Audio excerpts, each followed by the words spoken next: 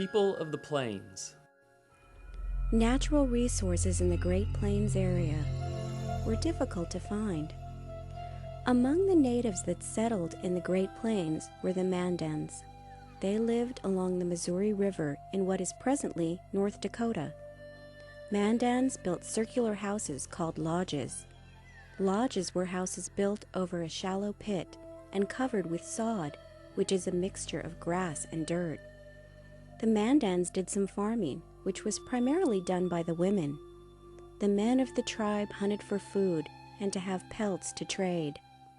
Twice a year the villages emptied for the buffalo hunt.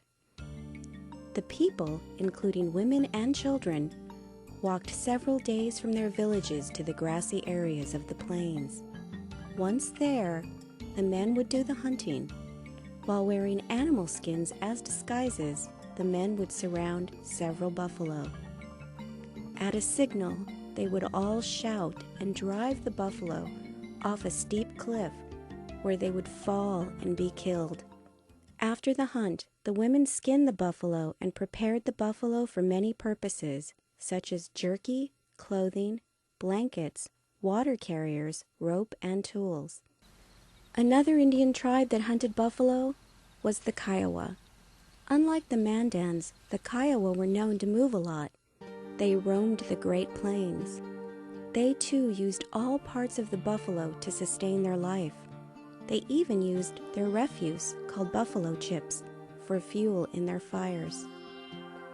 Because they followed the buffalo, their homes were made so they could be easily moved.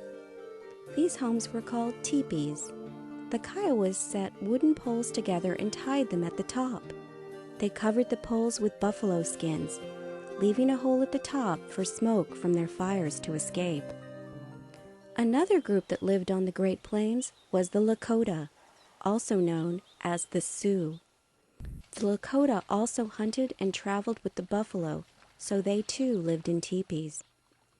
When Spanish colonists arrived, they brought horses with them.